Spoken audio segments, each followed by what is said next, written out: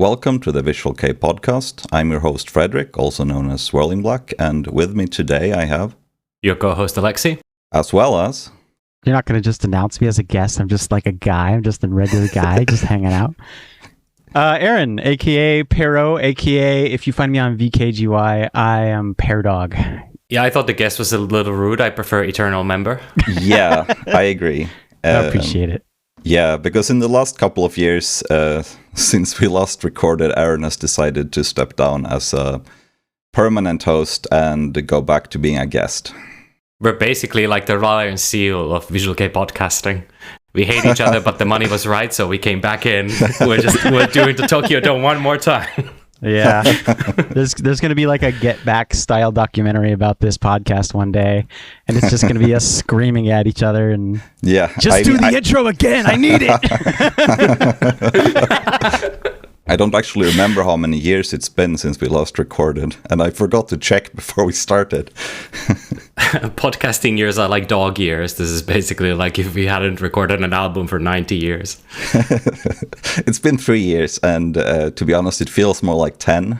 Yeah, but that's all right, because now we got the Rogan Spotify deal of Visual K, and we just couldn't resist coming back for y'all. Yeah. Next episode, spoiler, we're having Alex Jones on here. How do you guys feel about Medjugorje? So what's everyone been up to since the last episode? Nothing much. I got married. I moved into a home. I changed jobs twice. Created memories that will last a lifetime, that kind of thing. Oh, cool. I think I went to 2 Deer and Grey shows. Nice. That's at least equivalent. Yeah, I think so as well. Yeah. I was at those shows. Yeah, so in a way, we could have done like a special episode for the podcast reviewing those shows if we had been actually recording at the time. Darn hiatuses. It threatens. It's a problem for all of us, whether you're in a band or talking about the bands. But now we are reinvigorated and we are ready to take back the Visual K podcasting scene. The enormous Visual K podcasting trumping all the competition, both of them. Yeah. Really, there's 2? Huh, let's not name drop them. I don't know. I think everybody just comes and goes once they realize it's not a very profitable venture. Yeah, some people thought when we took a hiatus that it was a mortal downer. Oh, good segue. Frederick, nice. Take it away. Yeah, so... the topic of today's episode is the new Deer and Grey album, Mortal Downer, because we felt that would be the safest choice for a reunion episode. Don't say that. It's a topical...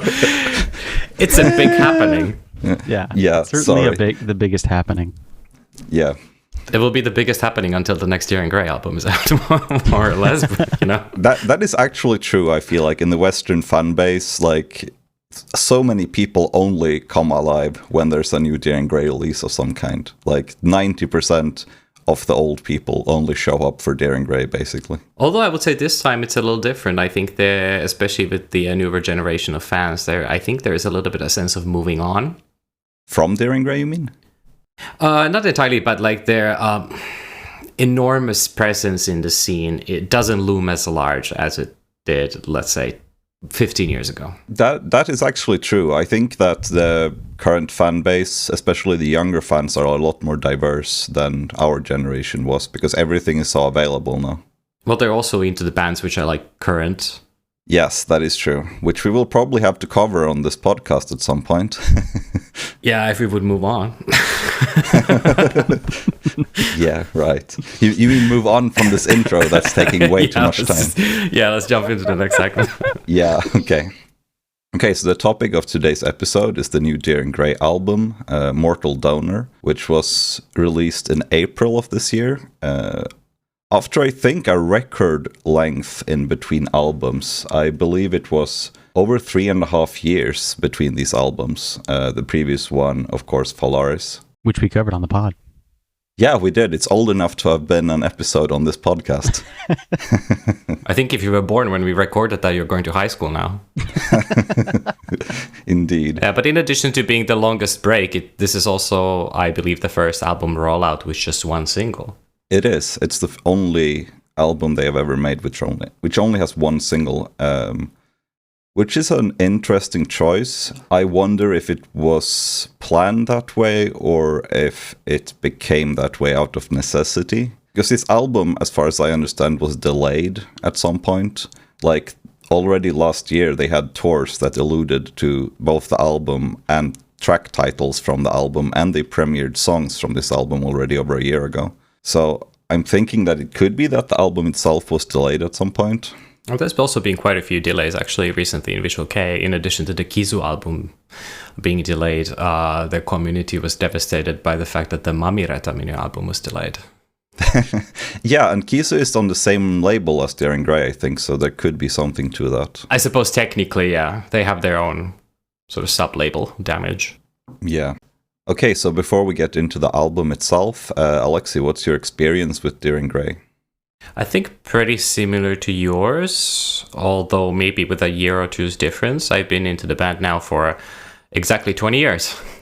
Being seeing them live pretty consistently since 2010. So I've been into them for over half of my life.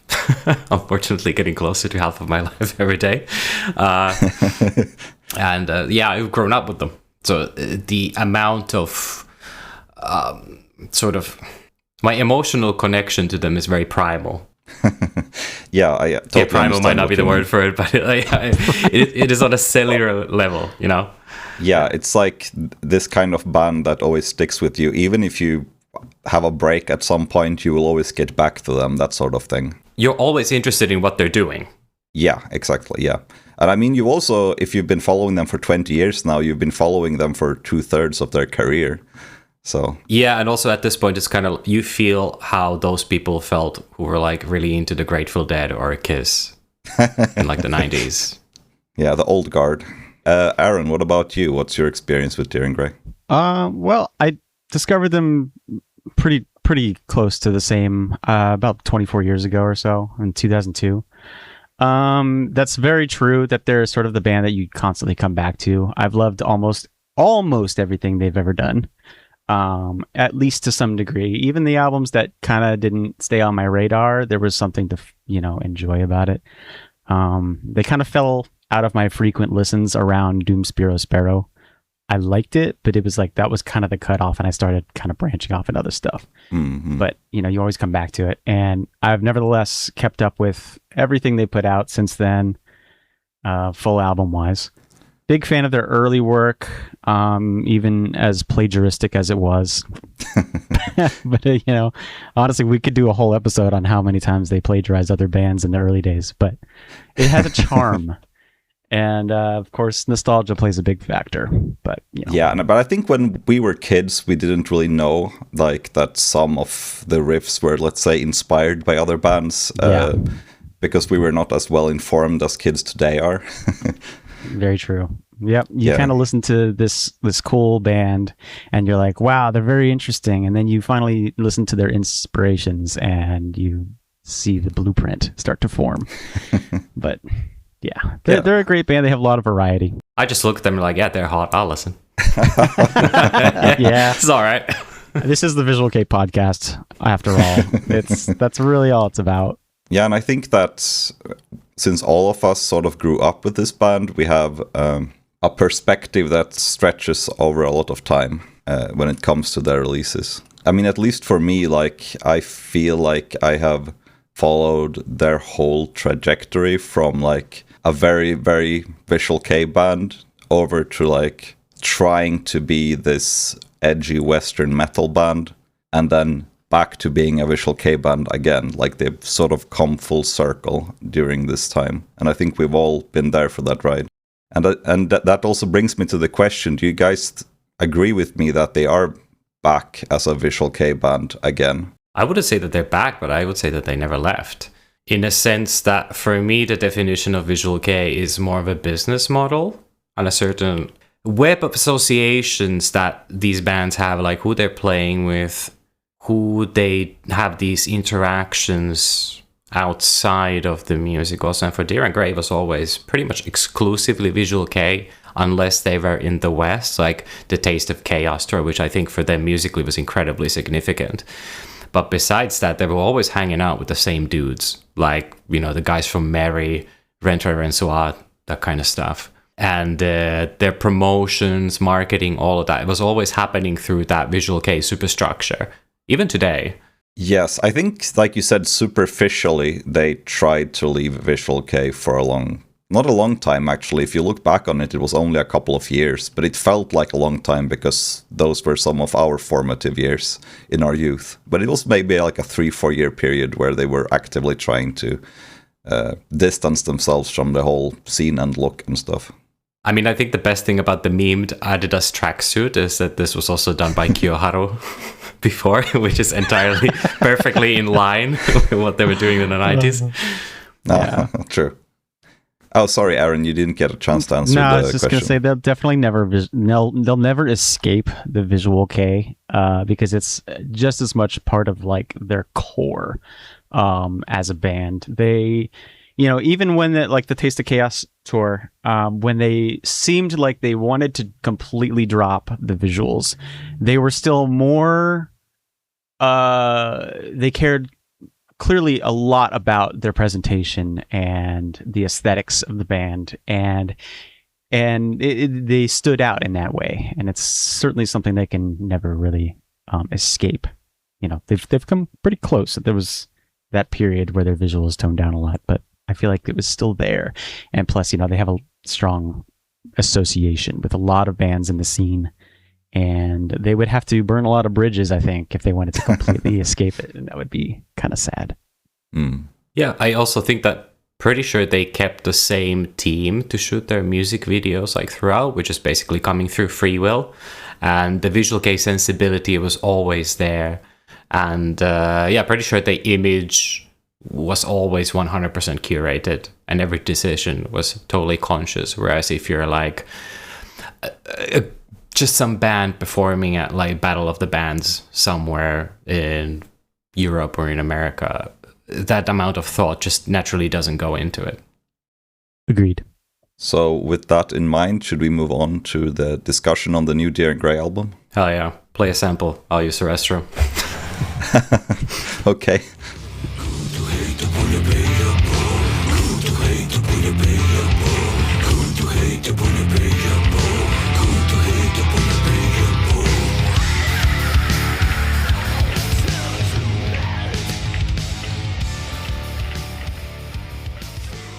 So that intro voice is Kyo trying to pronounce Russian. His second when I time. first heard it, I was like, is this English? And as a budding Russian scholar myself in a university, I was just like, you know what? Yeah. He's had all these years from Macabre to up his game. He could do a little bit of Duolingo at least, and dude was just like, nah. I'm having none of it. He never fully grasped English as it is, so then he's pivoting to other, Yeah, if anyone asked me, I when I heard the sample first, because I think this part was in the early samples that were out for the album, I just thought that it was pure gibberish, this kind of stuff that he does sometimes, Ooga Booga stuff, And it turns out that it was actually supposed to be Russian. Yeah, it's pretty much the Ooga Booga song. Yeah, and it's interesting because I think Russian is the only language besides Japanese and English that Dear and Grey has ever used in lyrics. Don't quote me on that, but I think that's the case, which is interesting because I don't think any of the band members have any close relations to Russia in any way. I'm going on a wing here, but I think in Japan there is a certain, almost like a quasi-orientalistic view towards Russia, also as something which is very near to them historically and geographically. And I think in Kyo's case, there is a certain fascination towards the imagery, which I think might have been referenced quite a few times throughout their career. Yeah, I mean, there's been what are all the languages that Kyo's really dipped into? A lot of English, some German, the old true. Oh, excuse me, yeah. Frederick, you must have forgotten. Oh shit! Lots of German. Oh wow, yeah, of course, Schweino Iso has German lyrics in it. Wow. Cut out the part I said earlier. No, you're going to be shamed for that. Fake fun. It's not that bad. I don't mind being outed like that. It's fine. Because I've only been listening to them for a quarter a century. No big deal. Yeah, exactly. Just happened to forget the 1, 2, 3, yeah. Yeah. So something interesting about this album that I wanted to add right away is that as a whole, I feel like the album feels short, which I don't usually feel with Daring Grey.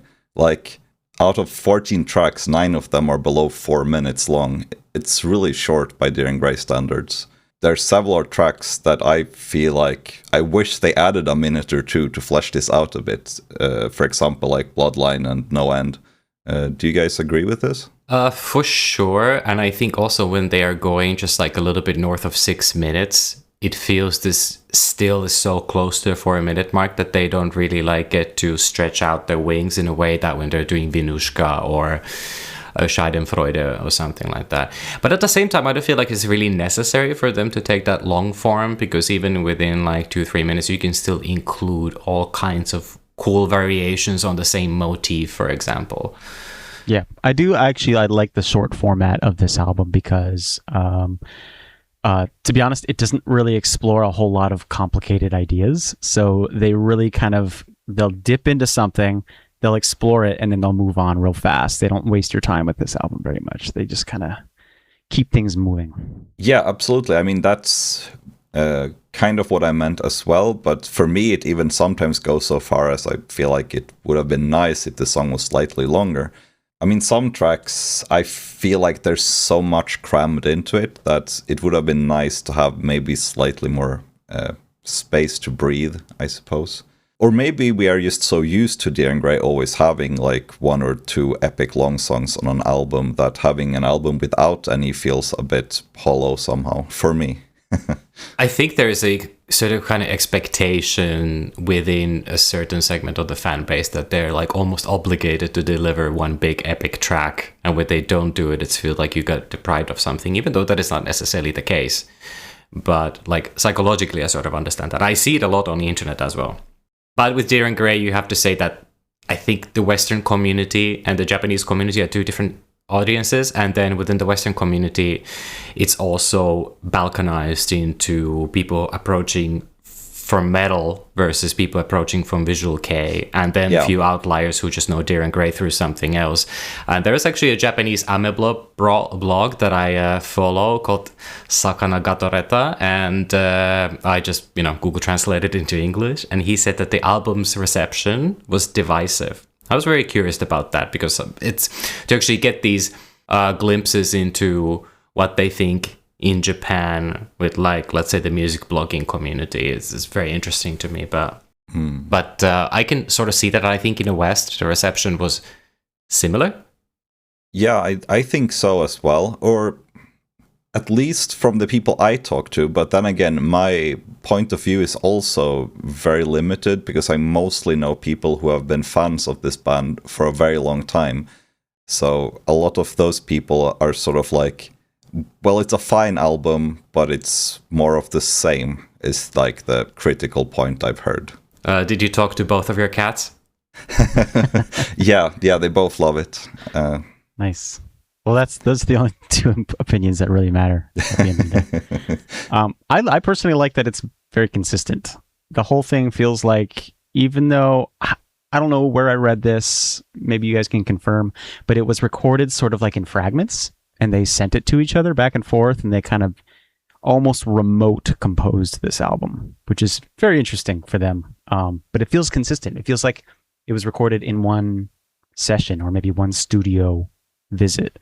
So I really like that they kind of stuck to one consistent sound for the album. I think there's something to be said for that. Correct me if I'm wrong, Frederick, but that's how they've been composing for a while now, I think. As far as I know, yes. I wouldn't be able to say how far back, but I think that has been their sort of modus operandi for a while, yes. So that's where the opinion comes from, that people are like, they don't even like each other anymore. They don't it's even a hang common... out. Yeah, I think we can dropped that by now, or even if they do, who cares? But like, no, the thing is that people misinterpret that a lot. As far as I understand, they are, fine colleagues. They're just not friends in private, basically. They don't hang out on their spare time. And probably that's for the best. If you've been in a band with people for 30 years, you might not want to see them on your off days as well when you're, playing 100 gigs a year together. Yeah. You need a break. Yeah, if I had to see my friends 100 days in a year, I probably wouldn't want to see them on the off days. It'll be like Gazette, where everybody thinks they're best friends until like one day the whole thing spectacularly falls through, and you find out there's like fucking lawsuits and everything. I was resisting the urge to bring up Gazette just then. I was like, oh no. Oh. That's an example of a band that needs a freaking break from each other for sure. Maybe years and years ago. But yeah, anyways. But yeah, to come back to what you said, something that I also saw a lot of people mention is that there is a consistency of sound here that they probably haven't had ever, I think, in a sense that I think there's like 3 types of songs on this. There is a Tool-esque alternative metal, especially when things slow down and Shinya and Toshiya start taking the lead, and then those where the pace is picked up and the songs are front-loaded with Kaoru's jacket, like recoiling stop-start riffs, and then there's Bloodline. Yeah. I guess No End is actually kind of close to that, but you know what I'm saying. Mm. Frederick, you mentioned how divisive it is in the West. One thing I have noticed is the biggest division seems to be people's opinion on the mix for the album. I'm noticing more people complain about this sounds like trash. Why did they basically phoned in the mix. More people saying that than saying, they're creatively bankrupt or they were lazy or it's all the same, more the same. I mean, on some good speakers, it sounds great to me, but yeah, I think this album sounds perfectly fine.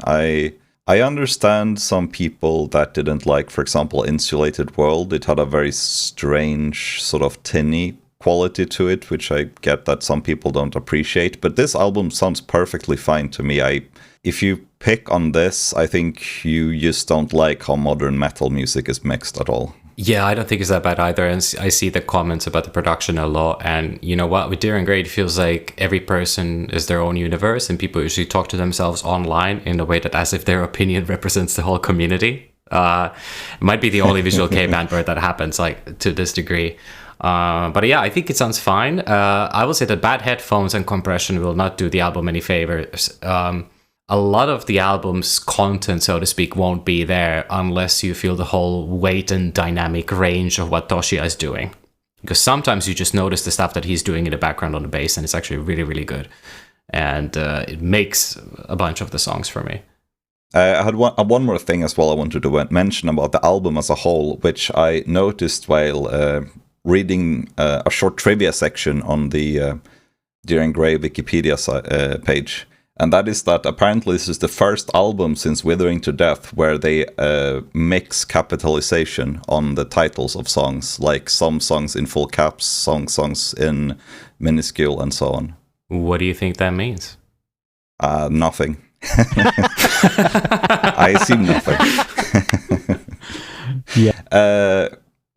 But we can't really talk about this album without going into the sort of controversies that led up to this album. More explicitly, the partnership with an AI company. Alexi, you had some intel on this?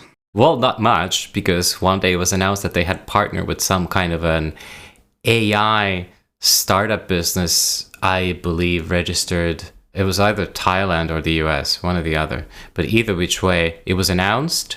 They gave statements, the people, not the band, and nothing happened. But that caused a lot of bad will within a certain segment of the fan base.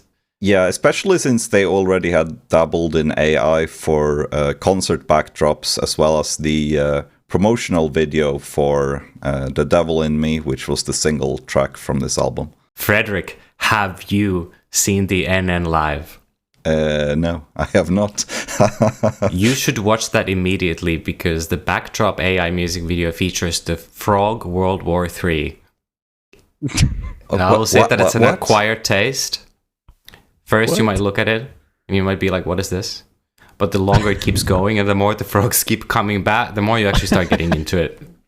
Interesting. And you're like, fuck yeah, Battletoads, Deer and Grey. Let's go. Okay, yeah, no, I absolutely have to see this as soon as possible. Nice. I was actually planning on doing it, but I forgot. Now I know what NN is actually about, so that's good. I like to think that... That's true. Actually, it's a whole album's whole concept was actually revealed during those backdrops. Yeah.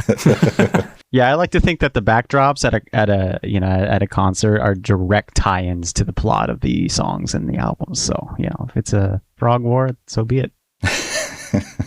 I sure hope not sometimes, at least. Okay, so if we don't have any more general thoughts on the album, let's move on to some individual tracks we feel like that stand out especially. But before that, we're just going to have a short ad break.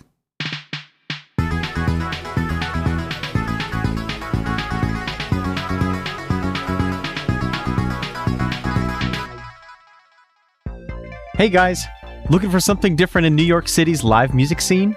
On Saturday, May 16th, VKNY is bringing one of the first major Visual K focused events of its kind to the city, creating a gathering place for fans of bold music, striking fashion, underground culture, and theatrical self-expression. Experience live bands, a themed vendor market, giveaways, and a community of people who share a passion for Visual K and Japanese-inspired alternative culture. Performances include unique sets from Shola Aurora with Breathe In, Saki Rose, Canary Complex, Eve Claret, and Dream Driver. This is a 16-plus event taking place at The Meadows in Brooklyn, New York, with doors opening at 5:30 p.m. Come be part of one of New York City's first major Visual K gatherings. Get your tickets now at vk-ny.com. That's vk-ny.com. By the way, if you're enjoying this episode and want to help us out, please subscribe, give us a like or a 5-star rating, recommend us to your friends. Follow us on Twitter at the VK Podcast. Join the VKGY Discord server to hang out with us and meet new VK fans. And catch new episodes on Apple Podcasts, Spotify, YouTube, and pretty much anywhere else you can listen to podcasts. Thanks. And we're back. Okay. So, which were your favorite tracks on this album? Aaron, do you want to start with your favorites? Sure, yeah. I would say my first favorite from the album, the one that stands out the most for me, is Demand.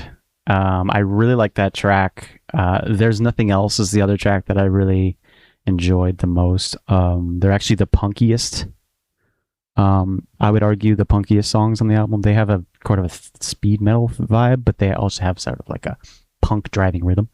And then The Devil in Me, I actually, even though I keep up with their albums, I don't really keep up with their singles much. So when I first heard this album, that was the first time I ever heard The Devil in Me. I saw the the AI controversy and everything, and I'm just like, I'll pass on this for now. And then I think it makes sense in the context of the album too. So yeah, but those three are my highlights. I think you made the song a great service actually by skipping it as a single and going straight for the album, because this song fits perfectly on this album, but the whole controversy with the music video and everything kind of soured the track for a lot of us. But I agree, like hearing it now in the context of the album, it's also one of my favorites as well. It's one of my favorites as well. Something that really has given a lot of lasting power for me personally is like this phenomenal dramatic tension in the chorus. It is the biggest anthemic chorus in this whole album by far, and Kyo's garbled barking, which otherwise has been pretty divisive, I think it contrasts with the chorus very nicely. I think I'm not the only one who misses his deep growls. He does them, I believe, only once on this album. I have no clue why he doesn't utilize them more. But at the same time, I sort of understand that he likes to have a lot of color effect and different vocal textures. And I think everything that he does is very conscious, right? Yeah, I wanted to add in to that because I have thought about this a lot, about how Kyo has changed from having the deep gutturals as a standard growl, as now sort of moved to, let's say, more of a yell, scream kind of as his default harsh vocals, and then using the deep gutturals only as a sort of flavoring sometimes. And at least for me, I think it kind of makes those moments even more powerful when he hits them. I think it's like punctuation might have been the word that you were looking for, because then when he does it, it really hits. The cat in the background agrees, actually. Yeah, sorry about that. She's trying to punctuate the... Meow. Speaking of punctuation. Yeah. He's my color commentator. But another example is like Discard, where he like repeats phrases immediately after saying them, but with like different enunciation and vocal technique. So I assume that if you actually understand Japanese, there's like a narrative purpose. Like he's telling a story. And that's something with Kyo's vocals for the past, 15 years at least, that he feels like a storyteller in a way, rather than somebody who is like, let's say, let's compare to something like Kiso and coming back to Demand that has this like freak out ending. It reminded me of him breaking down in 24K cylinders. It's like very intensely personal. Whereas now Kyo feels like this almost like a superhuman creature.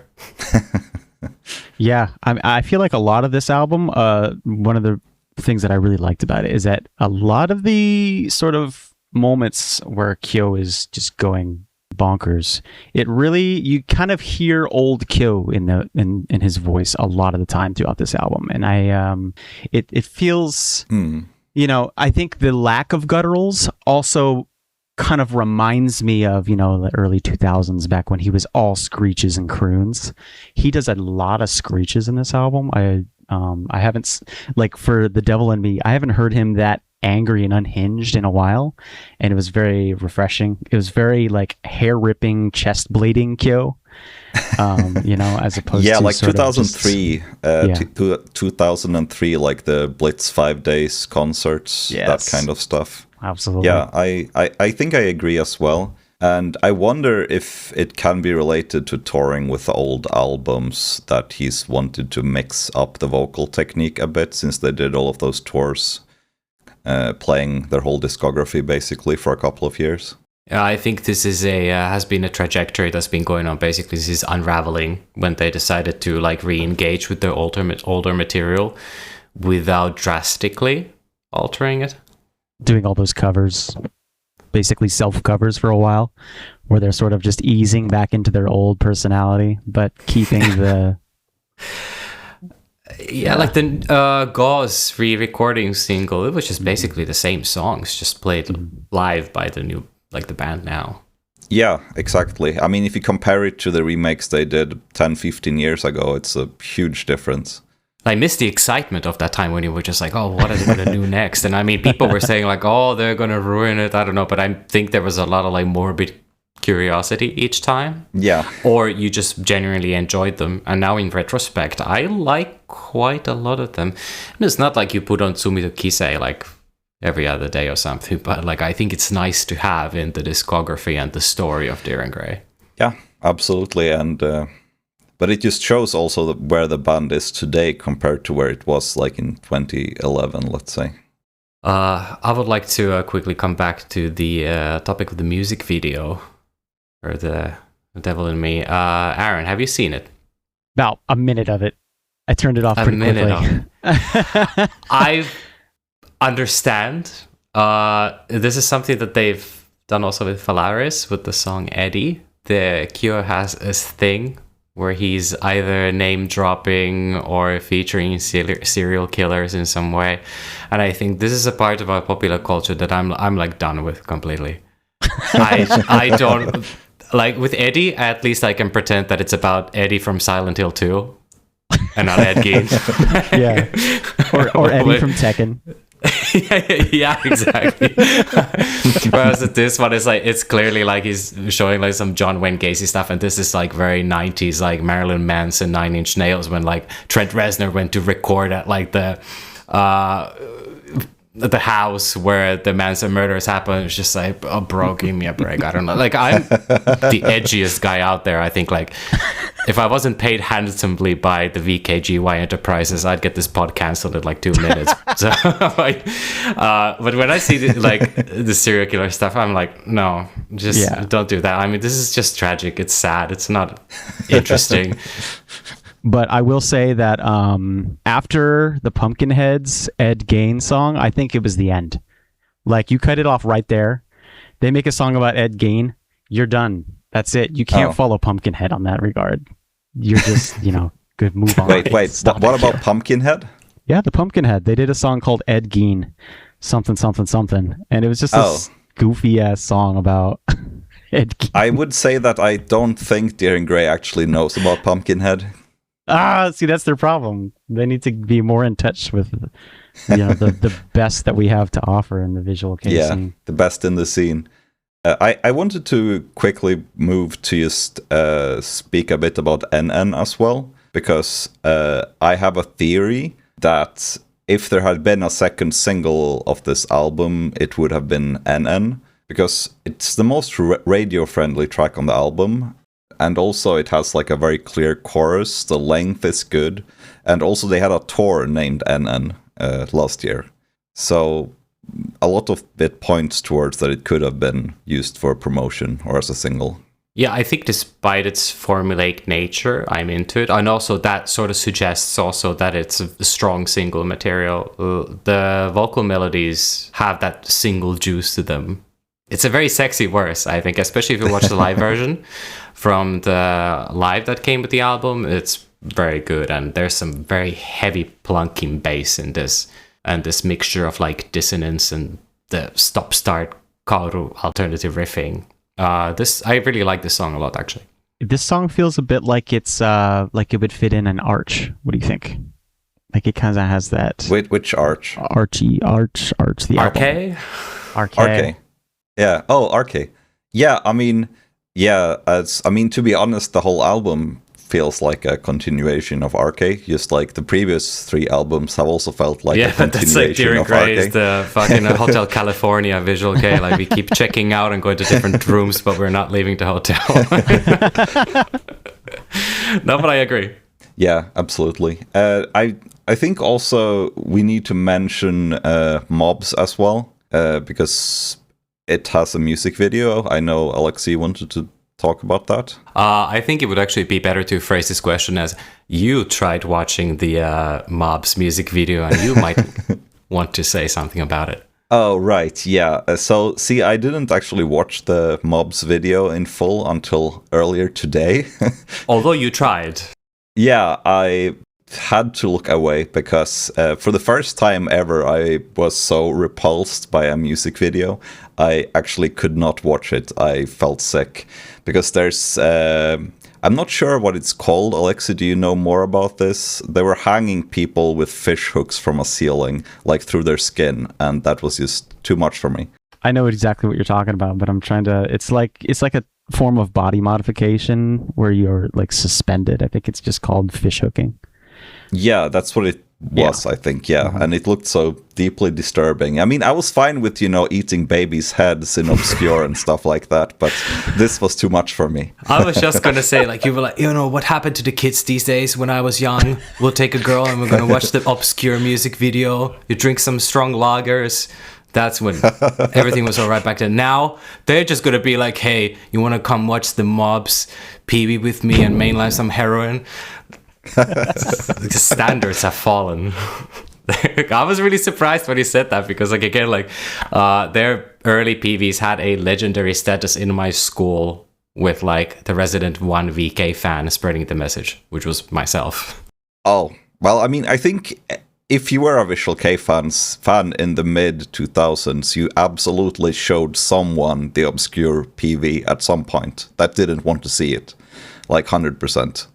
And also, I wonder why they keep doing these promotional edits of tracks. Like the Mobs video, I think it cuts 2.5 minutes of the song. Like the video is 3.5 minutes and the song is 6. What's that about? Do they still have like MTV or something in Japan where that could be the reason. I think maybe Japanese radio might have been the reason for the previous edits. Oh, like airtime limitations. Yeah, something like that. Because otherwise this just doesn't really make any logical sense. Yeah, they might be planning on releasing a DVD or something, you know. The answer is often money. Makes sense, yeah. I've actually watched the PV a couple of times, and it has these recurring motifs of theirs. Like, how many times has their PV featured a man being dragged away by some kind of, like, authoritative force, like either the government, like police, or in this case it was some kind of occult group that was going to perform rituals on him. And, like, the concept of punishment is also something that features a lot. And I think this might have been the most decorated set since the music videos of Gauze. There was a lot of stuff on there. It was very elaborate. Like, visually, I thought it was very nice. Yeah, the parts that didn't involve hooks was quite nice, I thought, as well. Like, Kyo's look was really nice. Like, yeah, he looks I do like the band's current crazy. Look. I think they really nailed it with their visuals this time around, for sure. Yeah, absolutely. And it's so nice to see them actually experiment with it again. At least Kyo seems like he's just having a lot of fun trying out these outlandish looks all the time. I have a comment about There's Nothing Else. For the people out there who listen to Dead Man, did anyone notice in the beginning the way Kyo sounds? It sounds just like Mako does in that Blast cover, the Sadie song. Oh, that's a real deep cut. Oh, it's a deep cut. Anyone listening out there who listens to Dead Man, there's a song, they did a cover of a Blast song. And the way Mako sounds there, where he's like, ah, it's just like the way Kyo sounds in the beginning of There's Nothing Else. Yeah. It's just like almost 1-to-1. It's very interesting. Let's play a sample from those, actually, because I want to do a direct comparison. Maybe you guys will hear what I'm hearing.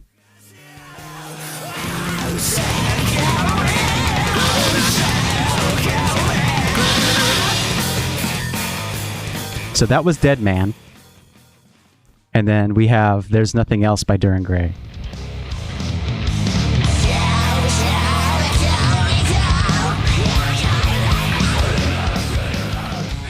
It was just that moment where he's like, it's almost like the same exact guy in that moment. I don't know. Actually, not just that particular moment, but I think the whole the introduction for that song in general was very, like, contemporary Kyo-esque. Extremely. Yeah, I think I've heard that sort of vocalization before in other tracks as well, but it's an interesting choice for sure. Makes me hope that it's an homage. You know what? I think Mako might be doing that kind of vocal modulation that Kyo does. Yeah, I think so as well. Speaking of Deadman, we absolutely have to do an episode on them as well at some point. I would love that. They're also, hotter than ever, I think, in terms of popularity. What, 5 people instead of 2? Yeah, exactly. Yeah, 5 people. I wanted to add to There's Nothing Else as well, that I feel like this is the, token short and heavy track on the album. It's like the Eddie of this album. And in that context, I definitely prefer Eddie, but this song is also fun. And I think this is also one of those songs that I would have a lot of fun to live. You know what? It's very difficult to pigeonhole any of these songs on this album into, like... It feels like songs in past Tyrion Grey albums, or the past 2, had like specific roles almost that they will play on this album, on their respective albums. This time, I can only think of the album as a whole. What did you guys think about Demand? Because I really like that track a lot. It's like speed metal and hardcore punk in one. Extremely fun, intense. I really enjoyed the twists and turns in that one. The chorus sounds straight out of like macabre Kiso era, with some gauze peppered in there. It feels like a sort of a return to their old days, in my opinion. It's really good, I think. My notes especially say that I love how it pivots quickly between the different styles and segments. It also is one of those tracks that feels like they managed to cram a lot into the runtime. I think that's when this album is also at its strongest, when it's doing these kind of unexpected left field turns. Demand is one of those songs. I think Hizumi to Ame is also another one. Yeah, absolutely. And I think there was the ambient-ish interlude in NN as well, which I felt like it kind of came out of nowhere, which I also really enjoyed. overall, like you guys say, I feel like since Arcade, they have really found a sound that they're working with, but at least they are consistently sprinkling in things to make it interesting and unique without changing the fundamental structure and context, let's say. Yeah, I think what they're working with now and what they've been working with for at least the past 10 years is this stable set of influences which had acquired prior to that point, and then just themselves, whatever they feel like doing, how they feel like experimenting with that sound that they built. They've almost been immune to trends in global music, like stuff that's been happening in metal at large, like the whole rise and fall of metalcore and deathcore. It actually ultimately didn't influence them that much. They flirted with deathcore in a sense that they used like a technique or two every once in a while. Like, for example, the Perfume of Sins riff, I don't think it's taken from black metal like some say. I think it's taken from deathcore and metalcore that has used the tremolo picking stuff as well. But they only using it as like a flavor. They don't pigeonhole themselves at all. And I can respect them a lot for that. But at the same time, I also understand that some people are feeling frustrated when they got so spoiled that you could expect Different Grey to reinvent the wheel with each album and revolutionize Visual K at large. Yeah, and I do like the variety of tones, guitar tones in this album. It doesn't feel so samey that every song feels the same. There's certain tracks like Kusabi, sounds a bit like Deftones at certain points. Like it has kind of a Stephen Carpenter-esque riff tone. And then there's other songs like, I feel like Mobs and NN and Bloodline a little bit have this, they sound a little bit like early Tool, like Undertow, Lateralis kind of Tool. I think Tool is an enormous influence. And that's what I feel. For example, listening to Mobs and Void in succession, I feel like Tool is the primary motor for that kind of sound. And the Deftones part really resonates with me as well, because I think that's where they've been informed with like how to create different kind of textures for alternative metal. Although it has to be said that they've always been a very texture conscious band. Like all of their early Visual K stuff also I think is preoccupied with that. Similar to one of the contemporaries at the time, Pierrot is another very texture-oriented band, I think. Yeah, and I feel like that really kind of continues to set Duran Gray apart from other bands in Visual K. They really are pulling a lot of influences from bands that don't really get mentioned in Visual K in general. They there's a lot of incestuous referencing in Visual K. Visual K bands referencing each other and nobody really remembering who did the thing first. What other term is there than incestuous? I mean, it's a perfect description, so I think it's good. Yeah, but and whereas Duran Gray is clearly referencing, and even in like Petite Brabanson, Kyo is referencing a lot of new metal bands, which don't get pulled in as influences from other Visual K bands. So that's a very interesting thing. Yeah, I wanted to mention as well that I think that when it comes to like, sorry, what was the... Incestuous. Full disclosure, while we were talking, James decided to write in the chat that term, and it popped up as Aaron was talking after he said incestuous. Yeah, and no, but I was going to say that because sometimes people say that, Duran Gray is extremely unique, and I think that is true, but I also think that for people who mostly listen to Visual K, they probably appear even more unique because they, like you guys said, they don't really borrow that much from other big acts in the scene anymore. So they are a real outlier in that sense. Yeah, at the same time, while I believe they're firmly in Visual K, they exist entirely independent of its influence, musically speaking. So, to summarize, do you guys have any final thoughts on the album as a whole that you want to end this with? I think this is almost like saying something bad about a family member. I just really can't bring myself up to it. Everything that they ever done will grow on me, and it will find its place in the grand scheme of their discography. And I think that's when just like Issei, you can just call them, they're visual kei auteurs. They have created their own sound. That sound doesn't care what you think of it necessarily even. Like it's just there. And they're going to keep experimenting with it and doing stuff with it. And you got to be happy that's there, you know? The more if we have bands like this in visual kei, and I suppose in music in general, the better. Agreed. Yeah, I agree as well. I mean, my takeaway from this is that, as I said earlier, in my mind, I feel like we're still living in the Arche era. So, in a sense, for me, this is, Arche Part 4, 12 years later. But the thing is that it's a very straightforward Daring Grey album. But for a band that's been around for 30 years already, you shouldn't really or can't really expect them to keep reinventing the wheel. And I feel like they are at a place where they're very comfortable musically as well. Like, they know what they're doing, they know their strengths, and they're playing on that. There's maybe not as much surprise as there used to be, but it's still an extremely solid album. And like we have said many times, I think it's also very coherent as an album. You can listen through the whole thing, and nothing stands out as a sore thumb. And yeah, I think this album will absolutely grow on me once I get to see some of the songs live. It always does. That's what happened with Insulated World, although the difference that time is that when Insulated World came out, I listened to it a lot. And this one I've listened to not that many times. I still can't bring myself to sit through the whole thing. That's why I said that I don't feel like saying anything bad about it, because I respect it. Mm-hmm. But just to echo what Frederick said a moment before, like, we've been essentially seeing this band do its sort of like retirement phase in a way. That sounds kind of bad, but you know what I'm saying? Like, again, this is a band that revolutionized things.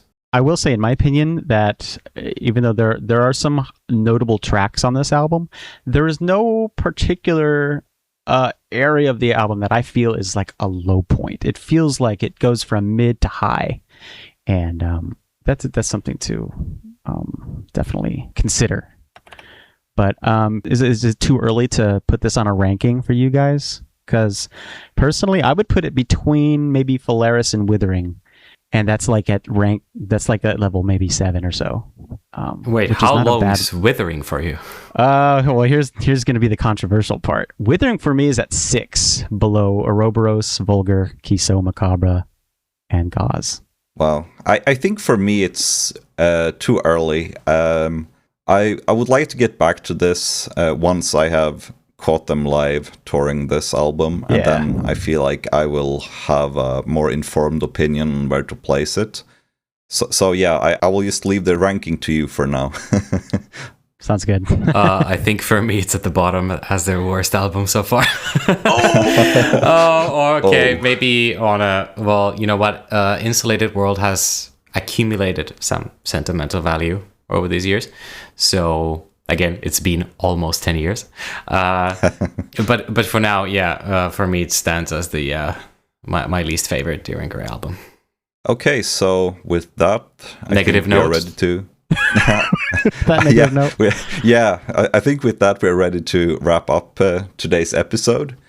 And our plan is to release one episode a month going forward. So hopefully this will come out in May, and then you can look forward to the next episode after that in June.